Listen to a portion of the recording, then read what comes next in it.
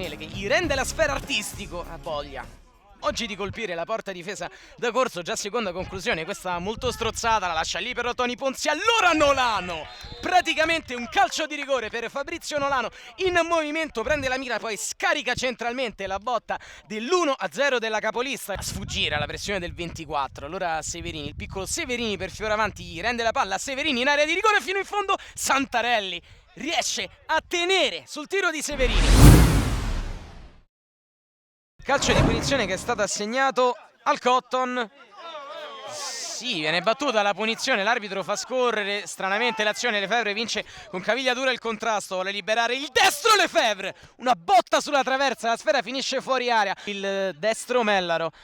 scava un'altra bella palla per Fabrizio Vuoto, non va al tiro, serve invece dentro il destro deviato di trippetta, poi la regirata di Fioravanti, grande occasione per Toni Ponzi Investigazioni. Chiama un calcio di punizione che l'arbitro non fischia, c'è Blandino che va a servire Giuffrida che sale, occhio a Cristian Giuffrida, palla buona per Blandino, può liberarsi, sceglie Giordano!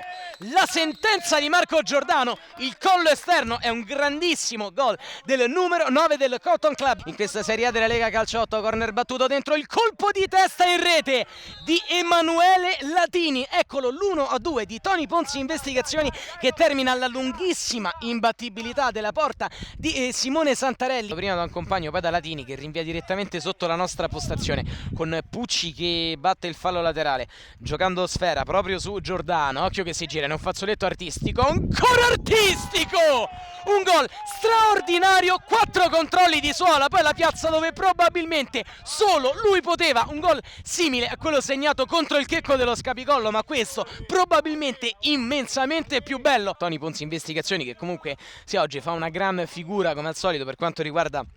grinta e disposizione in campo, occhio a Blandino che prova ad andare, super intervento di Corso a levare il poker al Cotton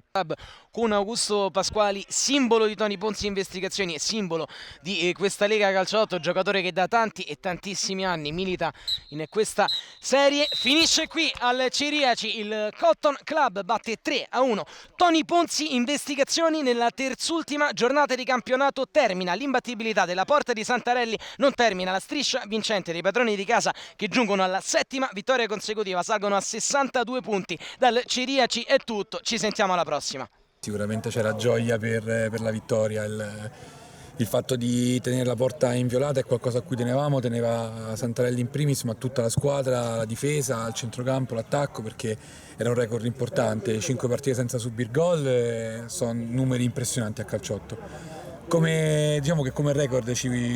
per ora possiamo essere soddisfatti, la vittoria era la cosa principale, contentissimo di aver abbracciato in squadra Tinazzi e Mario Artistico.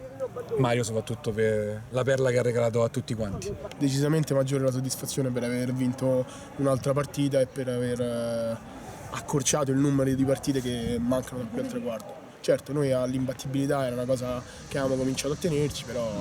ci sarà sempre il prossimo anno per provare a migliorarci.